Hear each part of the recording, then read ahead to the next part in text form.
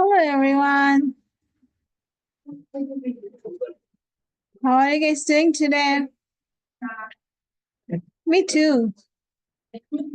Because I graded half of your exam and I was really disappointed. No, half of the exam, so half of everyone. Yeah, half of the entire exam. And the rest half I have to grade. And whatever I noticed in that half is that you guys had no idea how to factor. And most of you forgot your exponent rules, which is really sad because I told you from the beginning that I'll give you at least 30 to 35 questions on the exponent rules. So make sure you know all the rules very well. It did not do that. I told you many times, if you had oh man, what's this?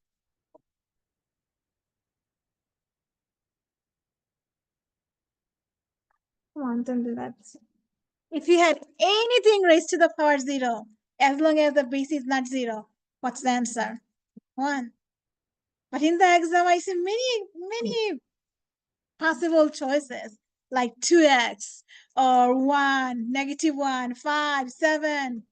Like, what are those, guys?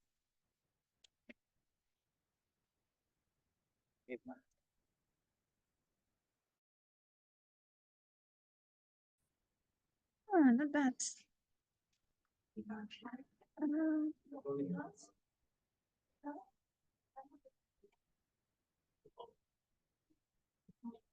Everyone about how do I show my ribbon? Editing. What happened to my ribbon?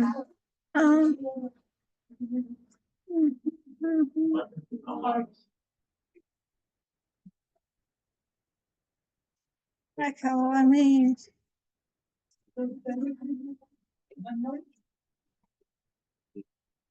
And then reopen.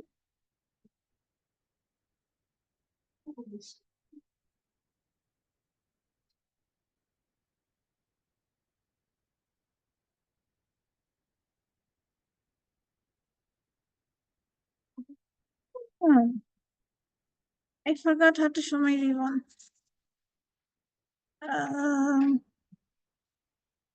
View.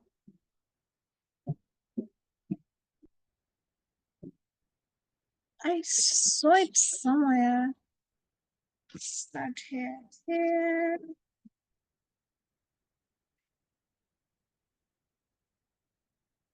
Give me 1 second.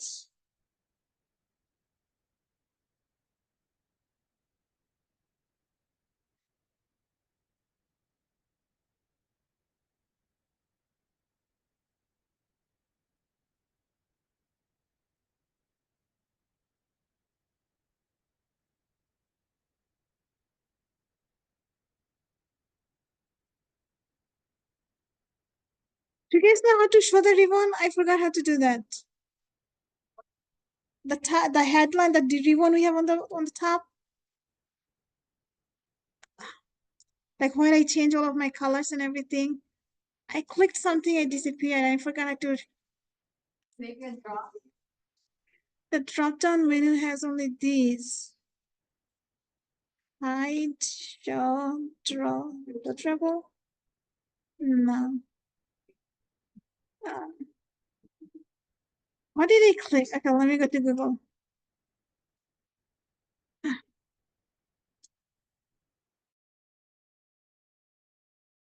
How to show ribbon on watch. Double click on any ribbon tab on the top. Control on your keyboard. Control F1. Control, and where is my F1? Control F1. Oh, cool. Now it's here. Okay, so yeah. Factoring. and exponent rules. You have to use your exponent rules many times, in many cases, not only in this class, but also later if you take any other math classes. Always you're going to see all those exponent rules. So if you haven't memorized them correctly, please do so again before your next exam. Because I'm planning to give you the same thing again. All 35 rules, not 35 rules, example. Again in your next exam. Okay? And factoring, you're going to do more factoring. So if you did not understand the easy factoring, how are you going to understand the harder factoring? If you didn't understand the easy one, do something so that you can understand factoring. I gave you the list of what to do when you have how many terms. Somewhere here. When you have two terms, you have two methods, DCF or perfect square. When you have three terms, we have many methods. When you have four terms, either DCF or grouping, okay? So these are your rules you should know. If you can remember your rules, then factoring is easy. In reality, factoring is easy, okay? So what I noticed in the exam on few questions is this. When you see x squared minus 25, almost all of you knew the answer. Almost, okay? How do you factor x squared minus 25? X minus 5, x plus 5, or x plus 5, x minus 5. You knew it right away. But then you are telling me that this is prime. It means you cannot factor. If you can factor x squared minus 25, what's wrong with x squared minus b squared? If you can factor the first one, why you cannot factor the second one? They have the same structure, same format. You could factor x squared minus 25 because you could rewrite this as x squared minus 5 squared. That's why you have the factors x plus 5x minus 5. So if you're telling me you know how to factor x squared minus 25, but x squared a squared minus b squared is prime, what are you supposed to think about you? Did you understand the rule or did you memorize something? This is definitely not prime. This is also difference of two perfect squares. As long as you have difference of two perfect squares, they're always factorable. To factor, all you have to do is take the two bases you have. These are the bases you have. You add your bases, you subtract the bases. So it's a plus b, a minus b. Just like the first one. The first base plus second base, the first base minus the second base. They have the exact same format. And then the surprising thing, many of you actually were able to do this one. Not many, a few of you were able to do this one. Well, a square minus b squared, a plus b minus b. And I was so happy, oh yay, they got it. And then they're telling me that this also has the exact same factor. Either a plus b, a minus b, or few of you wrote a plus b, a plus b. If you wrote this one, a plus b, a minus b, my question is, if you knew that a squared minus b squared is a plus b, a minus b, how can you have the exact same result when they are not the same polynomial? This one is plus. If you have factors for minus, how can you have the same factors for plus? It doesn't make sense. So definitely this is not right. And if you're telling me this is a plus b twice, then it's simply a plus b squared. It's not a squared plus b squared. So this is also wrong. In fact, if we have sum of two perfect squares in this class, it's not factorable. This is prime. Yes, if you go to higher level math, you can see, you can rewrite this is factorable, but in this class, it's not factorable. A squared plus b squared, they don't have any factor here. Okay. So sum of perfect squares are prime, but difference of any perfect squares are factorable. Now, based on that, let me go to here. A square a to the 4 minus b to the 4. Well, many of you wrote this is prime.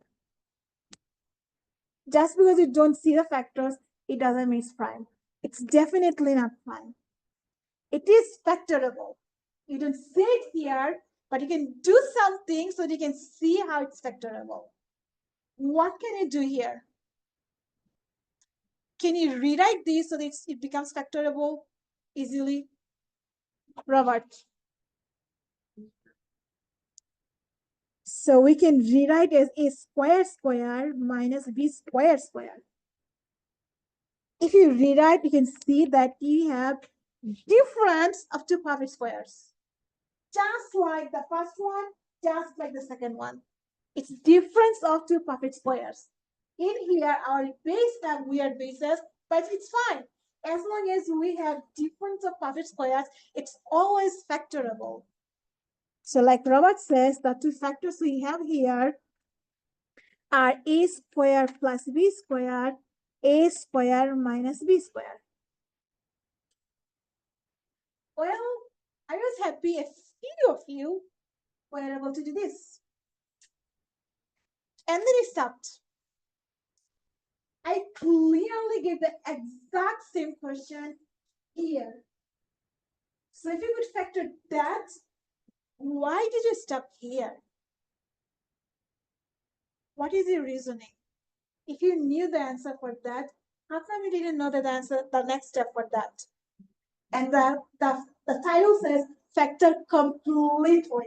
I didn't say factor sum and then stop. I said completely. It means you have to keep factoring until it's not factorable any longer. You see?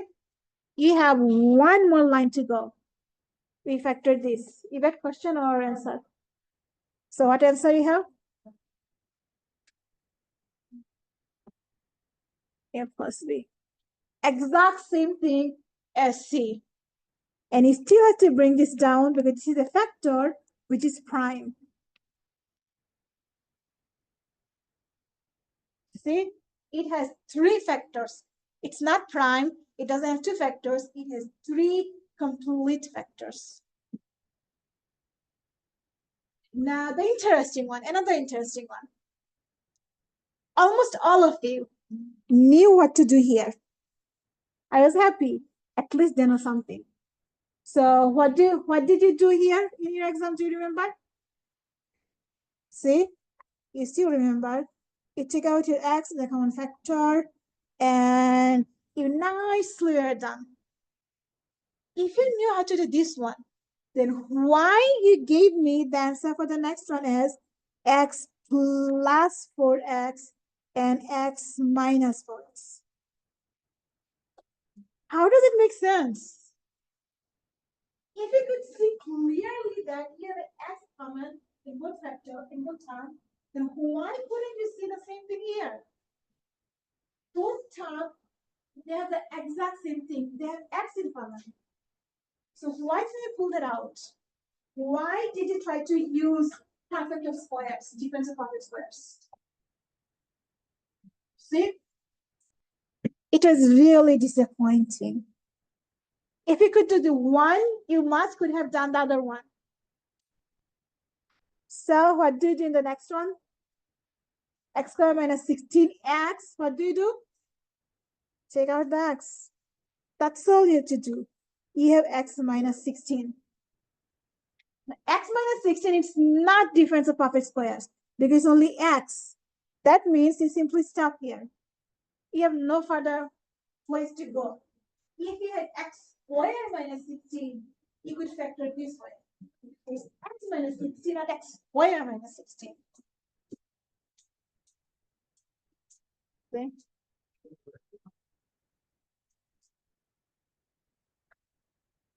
And now comes this one.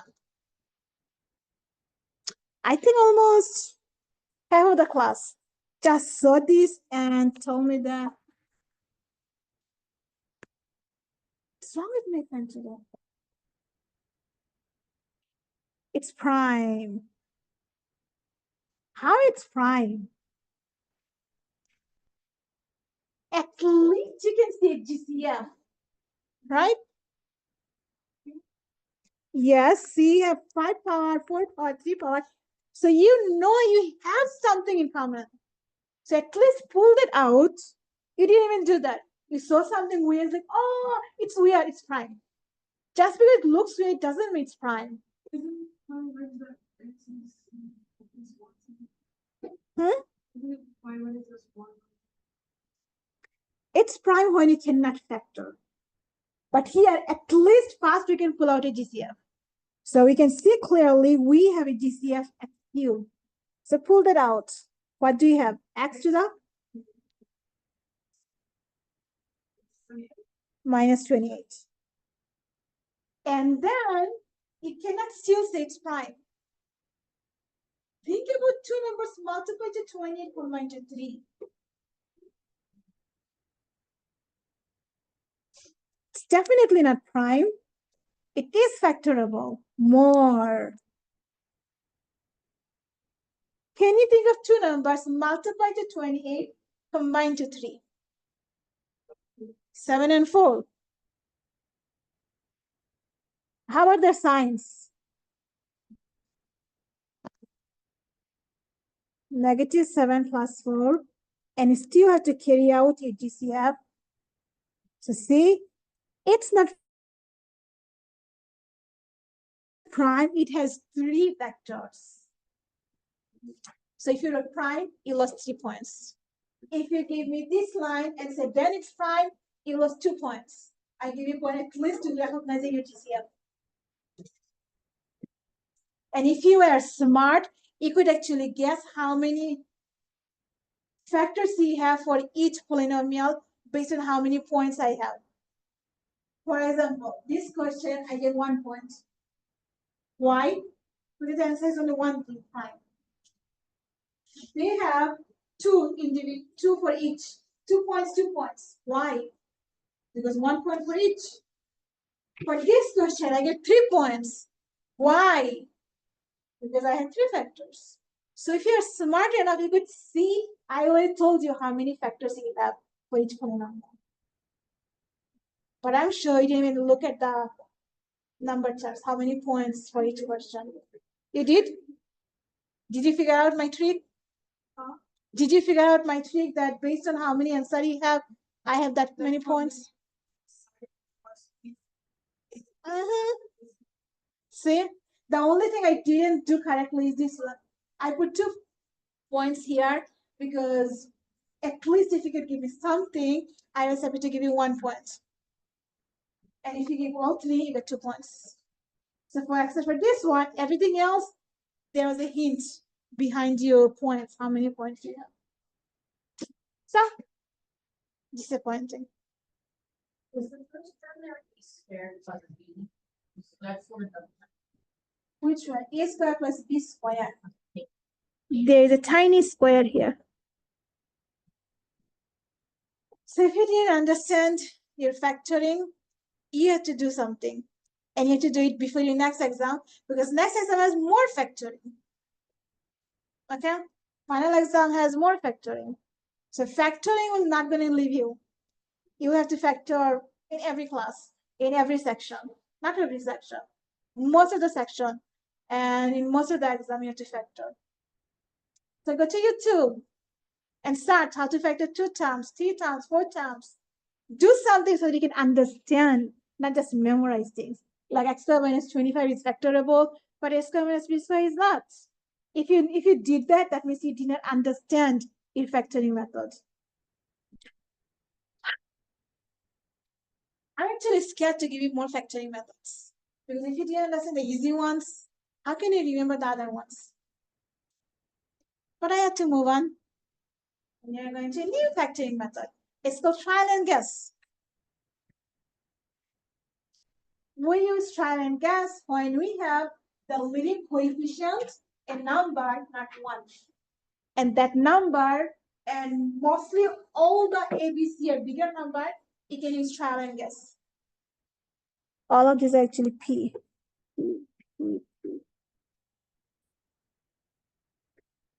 So if you have in your quadratic equation, A, B, C are bigger number. If it's smaller number, you can use AC method. AC method is easier with smaller numbers. But see, these are big, big, big. So for big numbers, trial and guess is better. And trial and guess is fun if you know your multiple choices. Good news, in the final exam, you will have this is a multiple choice. Most of the time they give us this is a multiple choice. So when you see a multiple choice, your life is easy. If you Of course. How do we know that you used your brain to figure out the answer? Not just guessed it or not copied from your neighbors. So trial and error is not bad. It's just you do some trial and see which one makes sense, which one gives you the middle term. So what we do is we split the leading term and the coefficient into two pieces based on the multiple choices given to you. For example, 14, it has two pairs. Either it's 1 times 14 or it's 2 times 7, right? So which pair will give us the result? We look at the multiple choice. The first term will give us 14. So these are factors of 14. We have 7 and 2, 7. So we see in the multiple choice, these are the only things visible to us, 2 and 7. That means we're going to split our 14, not with 1 and 4, 14, but with 2 and 7. And the p squared turn into p and p. So 14p squared is 2p times 7p. We split that into two pieces. And when you write our answer, we put them into two different parentheses because we're going to factor them. We are going to do the same thing, the constant term. And 15 also has two choices. Either it's 1 times 15 or what? 3 and 5. So which one are we going to use? We look at the multiple choice. We have 5, 3, 5. So which pair are you going to use? 115 or 3, 5? 3, 5. That's why multiple choice makes our life easier because we know which one to use. If you don't see multiple choice, you have to keep trying with each pair and see which pairs make sense. So 1 and 15, we're not going to waste our time. We're going to use 3 and 5. And then you have to decide. 2p gets which one, 3 or 5? 7p gets which one, 3 or 5? To decide that, we are going to play with them. We are going to multiply them into two pairs and see their combination, which pair gives us the result 3 and p, either by adding or by subtracting, either way. So let's say I want to pair 7 with 3 and 2 with 5 and see do we get 29 from their combination. 7 times 3, what do you have? 21p. And 5 times 2? 10p. If we add them, do you get 29p? If we subtract them, do you get 29p? That means my pairs are wrong. So we have to pair them other way around. 7 with 35 and 2 with 3. 2 times 3 gives us how much? 6 of them. And 7 times 5? 35 of them. Do we get positive 29 from there? We do if we subtract them, right? We want the result to be positive 29. So between 6p and 35p, which one must be positive? 35, the bigger one. Otherwise, you cannot get the sign positive. And if 35 is positive, we definitely have to have 6p negative or positive? Negative. So 35 minus 6 gives us 29p. We are happy. And now you have to decide the sign for individual numbers. Our 14p square is positive, so both of them must be positive. By default, these are always positive. Okay? The coefficients, the leading coefficients are always positive. We have to decide the sign for the constant term. The 6p, we want the result to be negative, right? We got 6p by multiplying 2 and 3. Right? 2 cannot be negative because it's positive by default. That means 3 has to be what? Negative. Otherwise, you cannot get negative 6 by multiplying them. We want 35 to be positive. 7 must be positive. And 5 must be positive.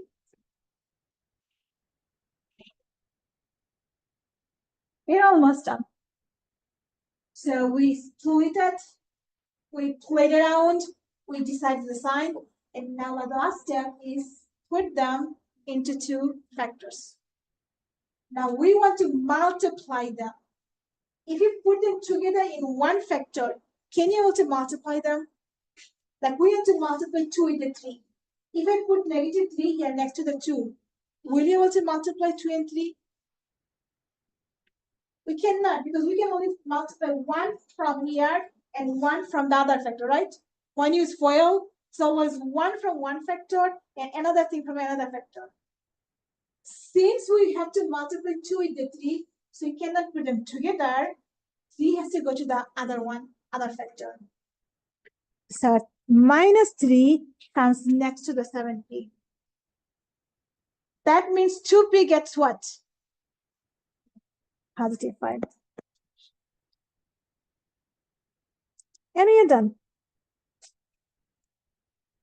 We can always check whether we are correct or not by multiplying them back. 2p times 7p is 14p squared. 5 times 3 is negative 15. And here we can multiply 2p times 3, negative 6. 7p times 5, 35. So the middle gives us 29. So what would be the answer? Which one is correct? We have 2p plus 5. They have 2p minus 5. So this is not correct. Then 7p minus 3. We have 7p minus 3. So correct choice is the middle one. So in the exam, you're going to do the math by showing one and then circle the correct one. Who is confused? How do you get back to the 5 changes? That's what we like to see. We know one factor we have to have 2 parentheses. How did you know where to place the 3 and where to place the 5? Whatever you multiply here, you cannot put them here together. So with 2p, which one you multiply, 3 or 5? 3. 3. That means when you factor 2 and 3, they cannot be inside one factor. Because if you do that, how can you multiply? But you cannot factor same things in the same factor, right? We always multiply 1 from one factor and another term for another factor. So we have to multiply 2 with the 3.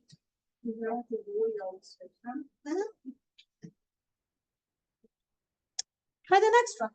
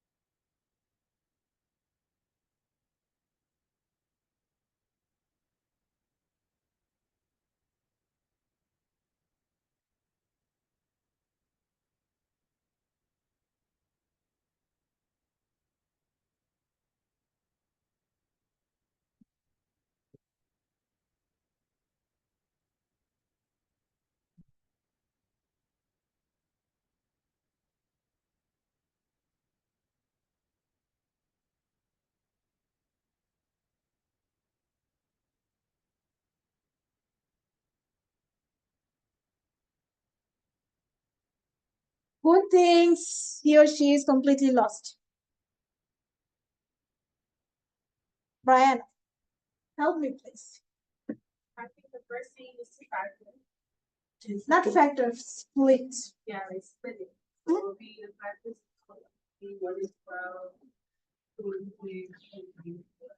1, 12, 2, 6, 3, 4. So see, we have 3 pairs. But which one are we going to use?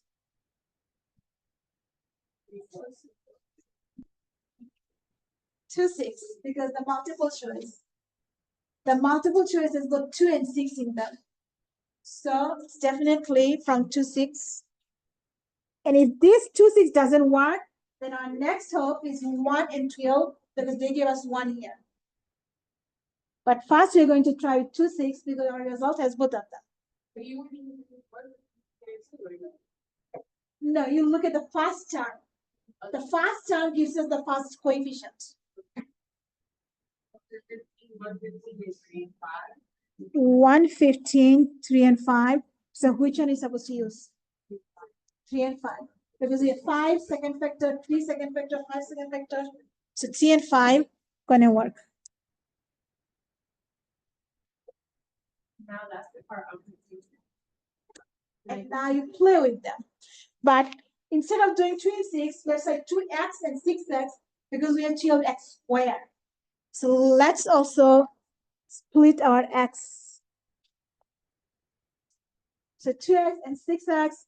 And also let's put them together in our answer. 1 box has 2x, 1 box has 6x.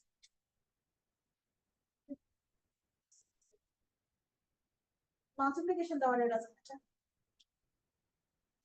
matter. Okay, and now you're going to play with them. Play with them in any sequence. Okay, let's see.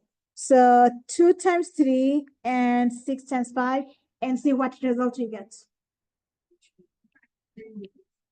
6x,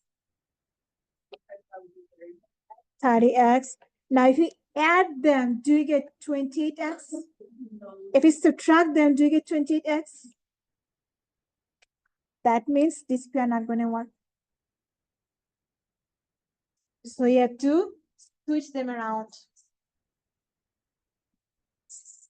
6 times 3. Oh. 6 times 3 and 2 times 5. So 18x and 10x. When you combine them, do you get 28x? Yes. And we want that 28x to be positive. So which one must be positive? 18 must be positive based on the middle term. Now from 18 to get 28, are you going to add 10 or subtract 10? Add. Sorry, minus, my bad. Thank you for catching that. We want 28 to be minus because we have minus 28. So 18 must be minus. And 18 is minus to get 28. I'm going to add the 10 or subtract the 10? Subtract.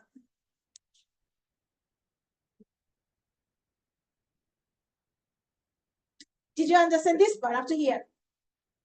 It's like, see, but was you could just switch around the order with this part. It doesn't matter what the variance is. Your variable is only x. So like you would only get to the top option. For instance, like you see how the first equation showed me was 2 times 3, it didn't work out. That means you have to have 3 and 5. So one of them from here goes with one of them there. And it cannot go to the same number. They have to have 2 pairs. So by default, these are positive. Okay? You cannot have the negative. But since both of the product is negative, what sign goes to both of them? Negative. So 3 is negative, 5 is negative. Both are negative. And now it's time to put them together as a factor. So we multiply 3 and 5, that means 2 and 5 cannot be together. 2x minus 3. And 6x minus 5. And that's it. If you're not sure, you can always multiply them back by distribution. If you get the same thing, it's correct. Now, is there anybody who is still lost? Do you want me to explain any part again?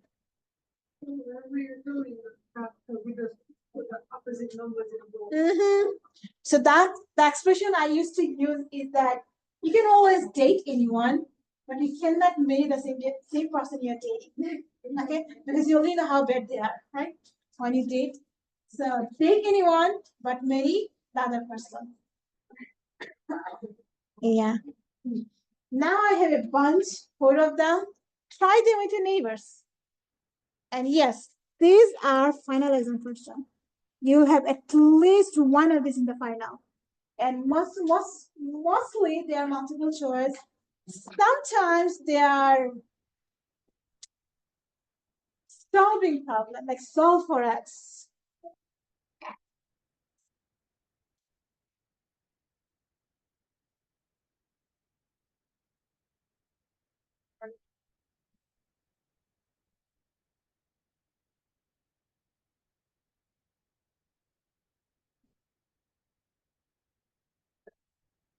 Oh yeah.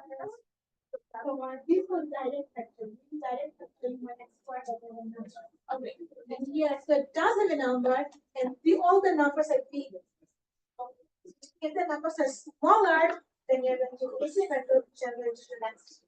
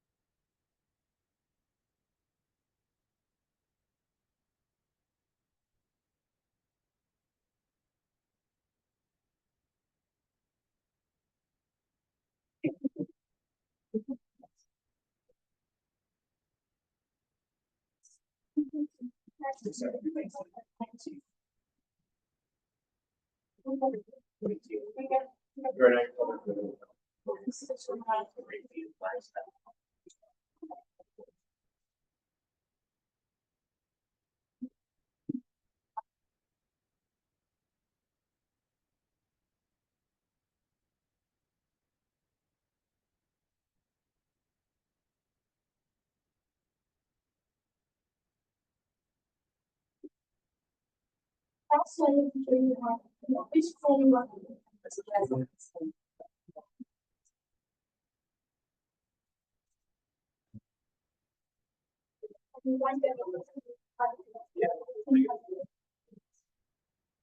So take the what you think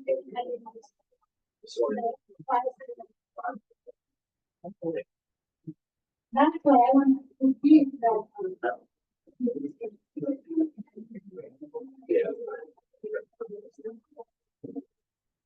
So when I look at which one so you can pass that.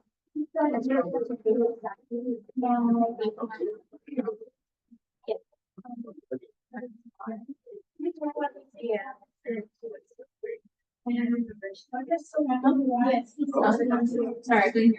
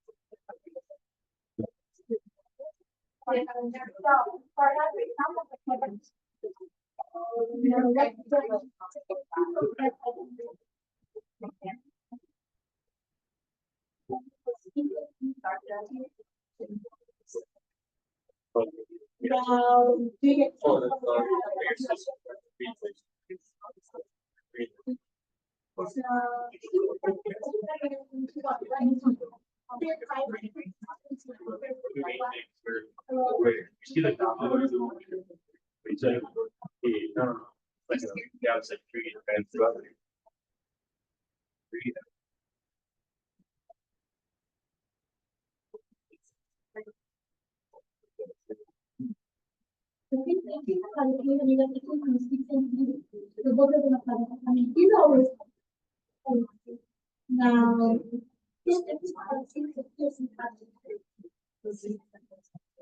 And then if you want to circumvent the first time that you do it, how that you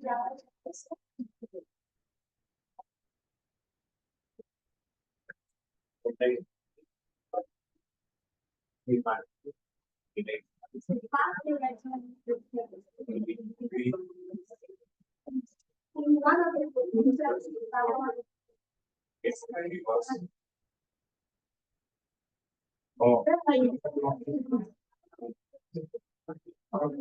I got was the first one.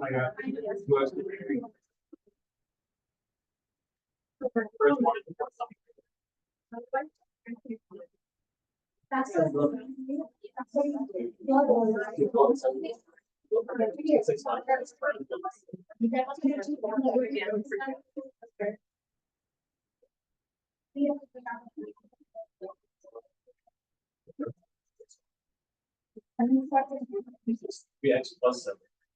6. State, 3, down 3, 5.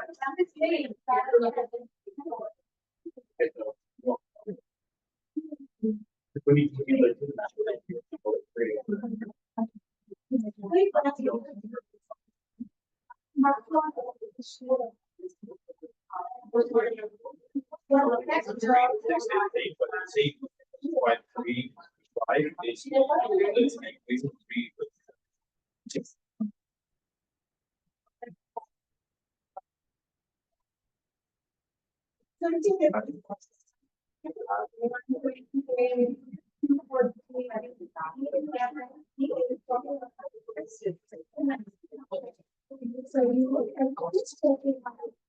So you look at the multiplication in the multiple choice, you get the plus sign. We have 4x, 7x, 20x. So which pair has 4x? So we have 9 x 4 x 2.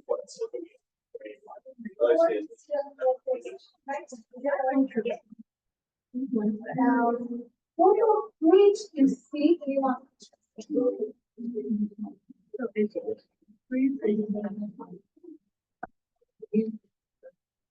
Yeah.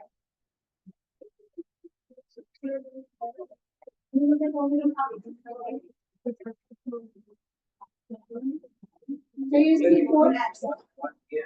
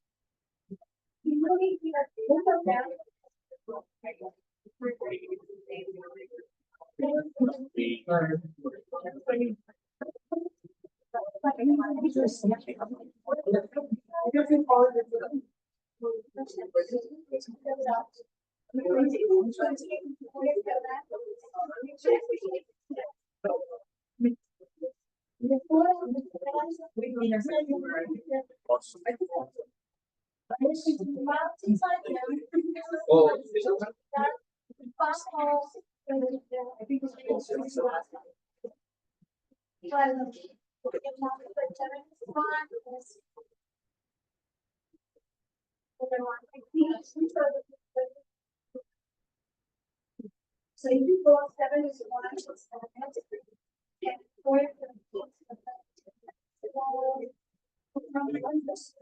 Sorry.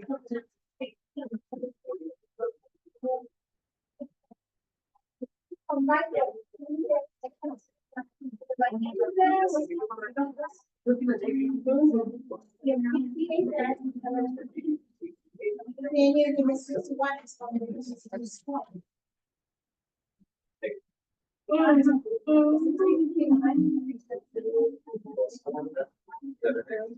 I think address or anyway, public is means you combine them. So you get 65. Yes, that means you guys you want the function and or like the solution must be.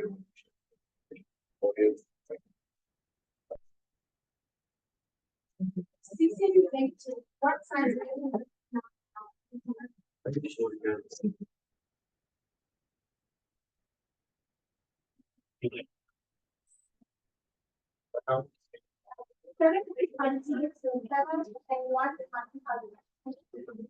By default, you always have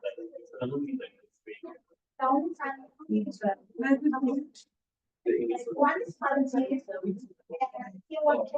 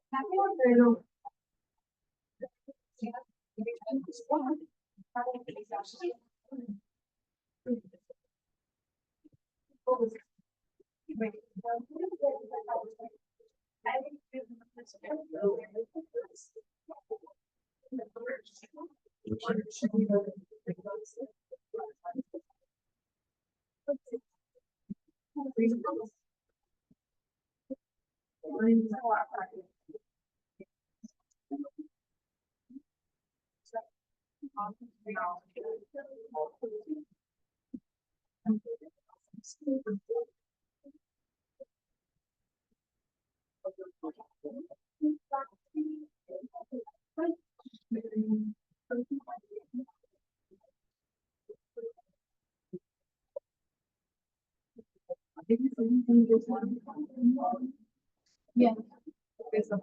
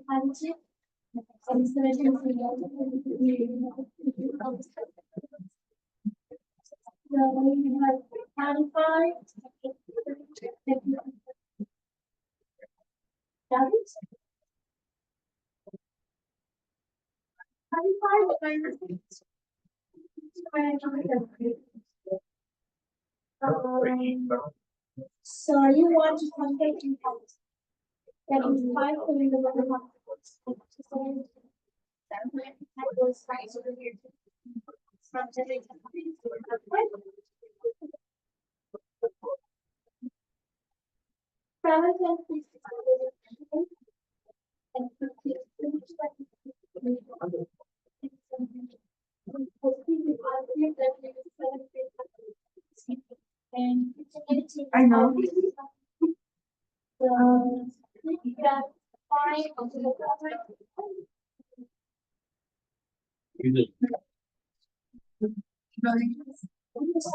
Was.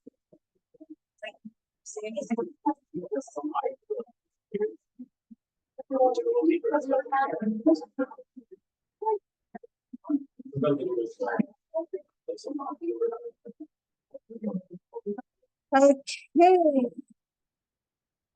Eric,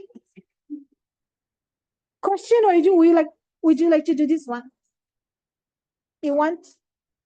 Okay, go ahead. How are you going to split your 12x squared? We have 112, 2, 6, 3, 4. So which pair? 2x and 6x. Great. 15 is 1, 15, 3 and 5. Which pair? 3 and 5. And then which one you multiplied? 6 and 3? 18x. And then 2 and 5? 10x. We want the result to be positive 8x. So which one is positive, 18 or 10? So 18 must be positive, 10 has to be negative. If 10 is negative, then from 3 and 5, which one is negative? 5. If 5 is negative, 3 has to have what sign?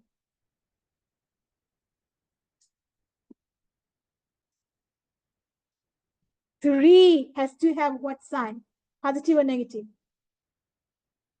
Positive. Remember, when you multiply them, the answer has to be negative 15. So if 5 is negative, 3 automatically is positive. Okay, and now the final stage, we write 2x and 6x. What goes with 2x, Eric? Positive 3 and 6x, negative 5. And that's it. You can check by multiplying them back. If you're unsure, if you have to double check.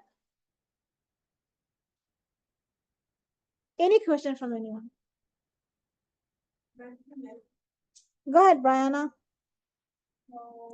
I think multiple the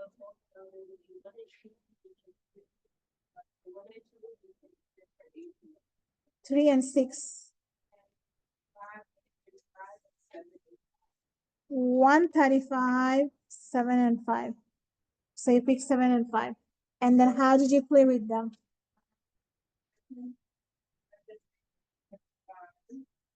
Three times. So you get 42x, 15x. So we want 27 to be positive. So which one is positive, the 42 or the 15? 42 must be positive, so 15 has to be minus. Since 15 is minus, which one is minus? The 7 or the 5? 5. And since 5 is minus, 7 has to have what sign? Positive. Because their result is negative 35 when you multiply them. Great. And then you put them together into 2 bucks. 3x plus 7. Wonderful.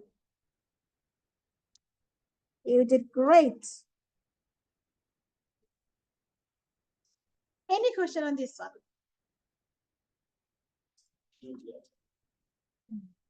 Who would like to try E?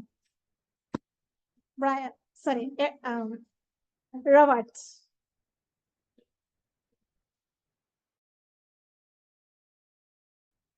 $15 is which two numbers? Show me the one. 5x and 3x, and 42 is 7 and 6. And then which one you multiplied?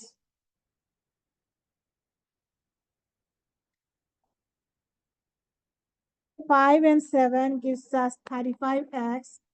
3 and 6 gives us 18x. Do we get positive 17x from here? We do, right? So which one is positive, the 35 or the 18?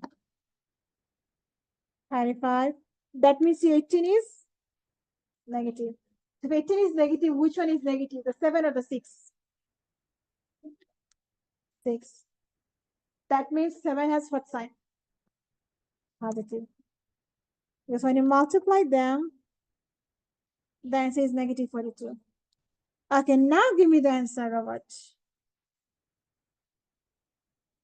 3x plus 7 and why did they give me triangle? 5x minus 6.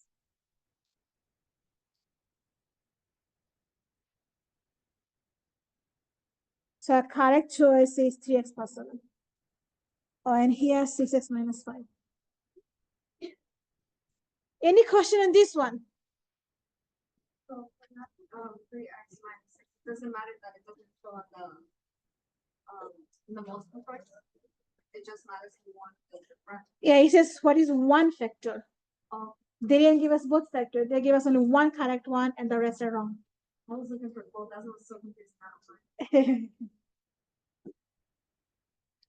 Okay, who would like to try the last one? Marisa? Question?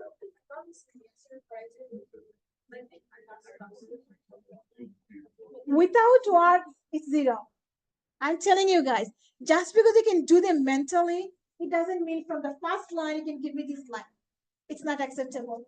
You have to show something, either the combination or at least something like this so that I can see you did some work to get your answer.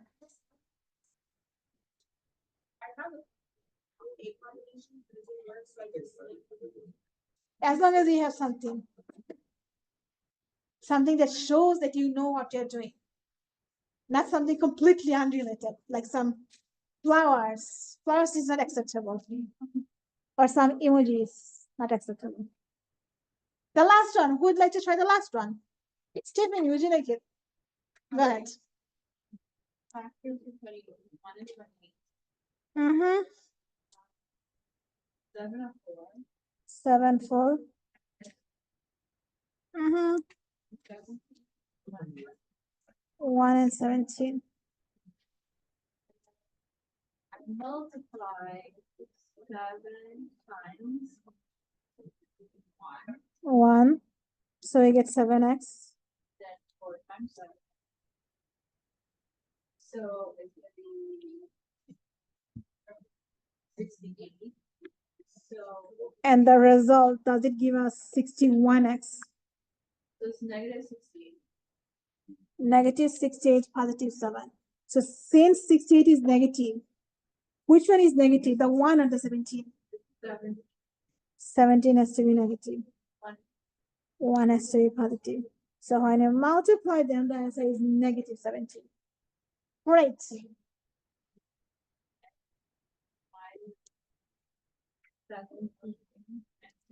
7x minus 17 and 4x plus 1. Perfect. So you did it, but it did not.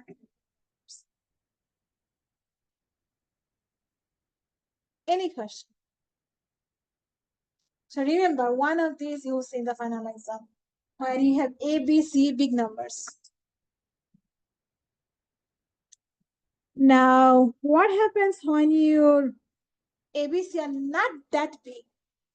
For example, this one, 13 and 2. 13 is little big, but 2 is definitely small, right?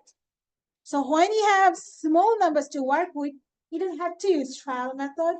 You can use your AC method. But before, even if you go for any method, first step is always pulling out GCF if there is any. Do you see any DTF here? X. So step 1, factor out your X. We get 13x to the what power?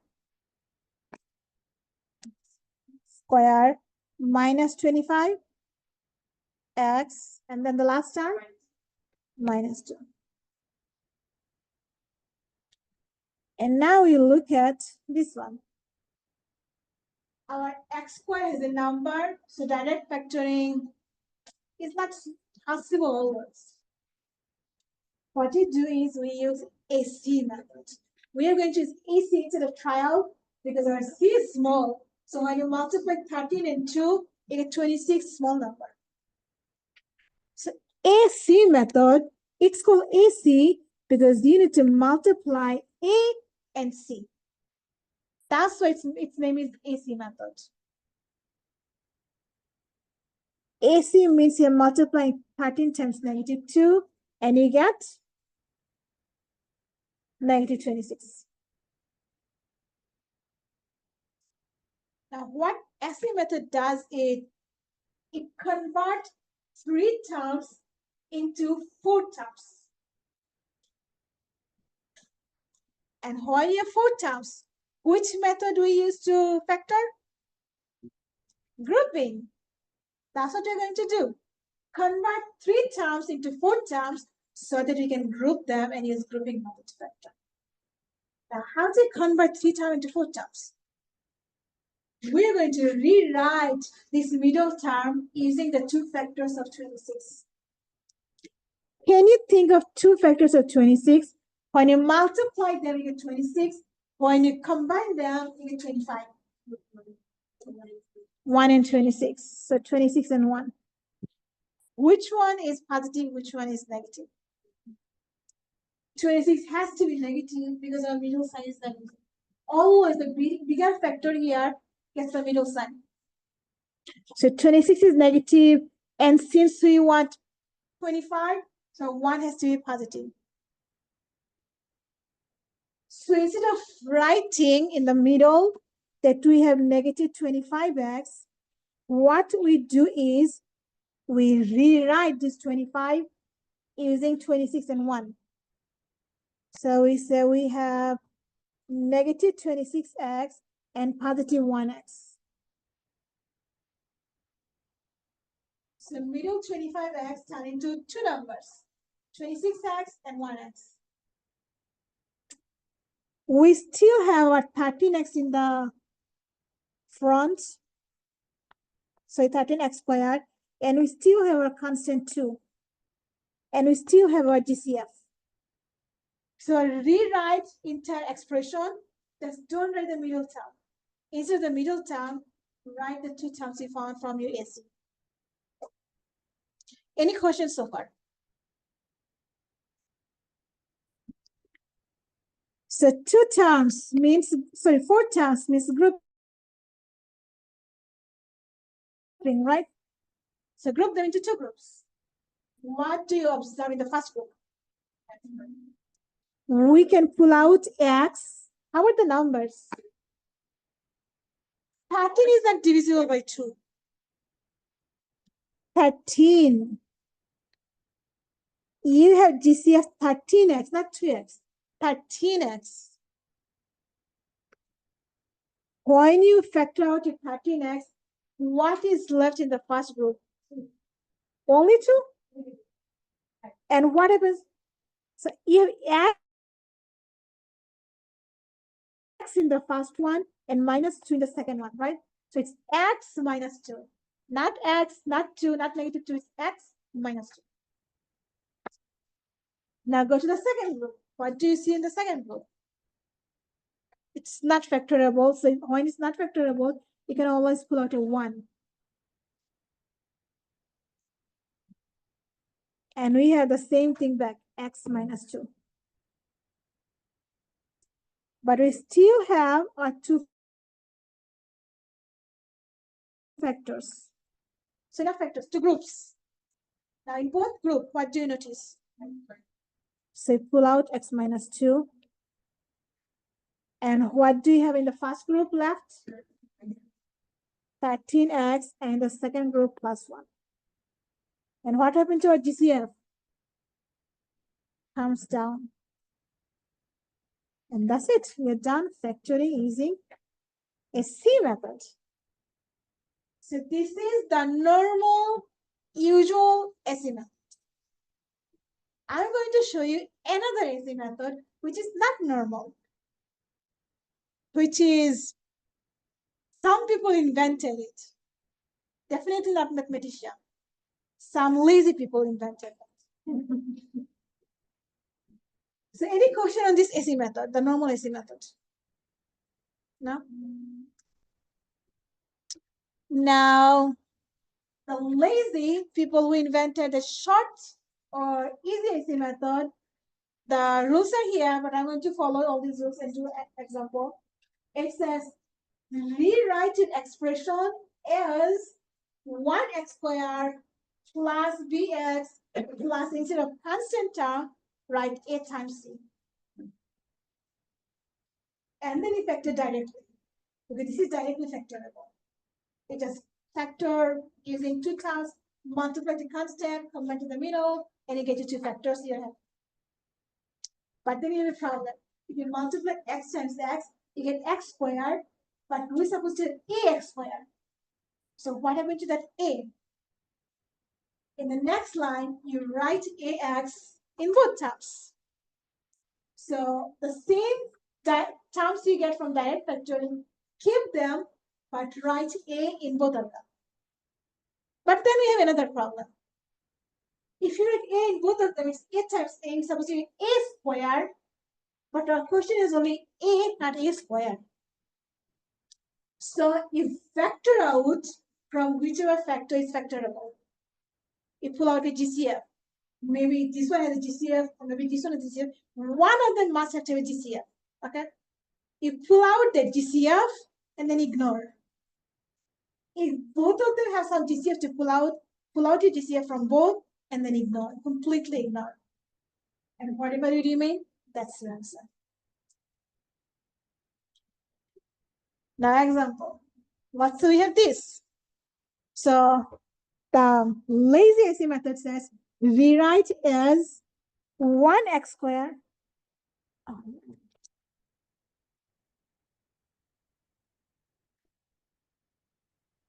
Let me insert a paper here.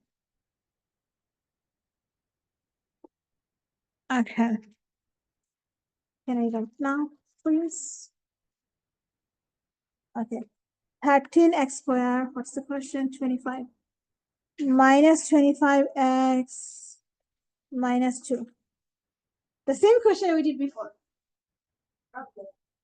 25, sorry. Go ahead. Go ahead. Yeah, but I'm doing the shortcut one.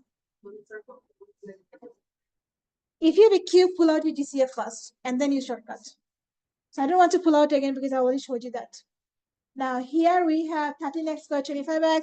So it says instead of write 13x squared, write 1x squared minus 25x. And instead of writing 2, write 2 times 13. What is 2 times 13? 26.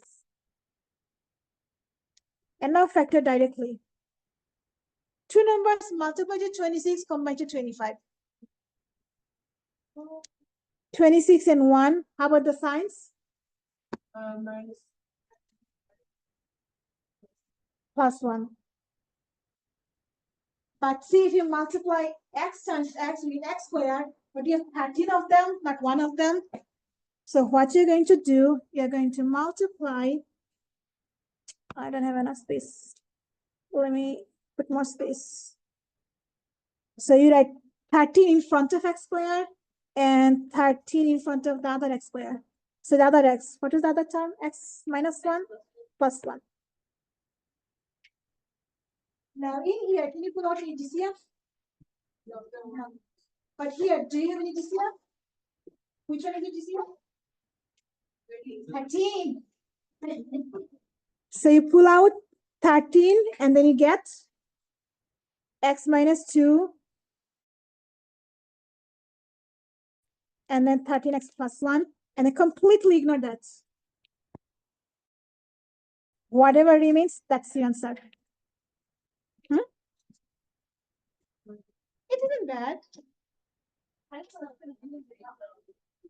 It should be confusing. When I first learned, I was like, what they are doing? It took me a while to figure out what they are doing. They are doing something unethical, like how can we ignore something when you pull out? And how can you have x square when they give you factoring of that factoring? But this is not wrong, okay?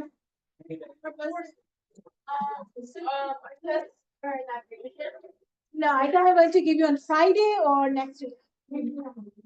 Definitely not on next class. Because before next class, I have my own midterm to do, one quiz to take, one homework to submit. So I have so many things going on this week. So, I know, thank you. And all of these are hard. I am going to take that in this now. Bro. I remember the faces. Okay. Yeah. So we have 11. Brianna Almonte was here. Christina was here. Catherine was absent. Jolene was absent. Govan was here. Madison Field was here. Eric was here. Abraham was absent. Stephanie here. Lindra came late. Robert here. Katie here. Kimelse here. Maria here. Sandy's here. Michaela was here. Madison Orlando was here. Angie was here. Mazavin was here. Mel Willis was here. Giselle, Mohammed, Tassim, Kevin, Brian at Texas was here. Carla, I don't remember seeing Carla. Okay, I was here. Yvette, Nick, Danielle, and Hassan. Hassan, I don't remember seeing Hassan. Okay. I didn't notice him. We literally wasn't. Okay, so Sandy's and Unless you just give us.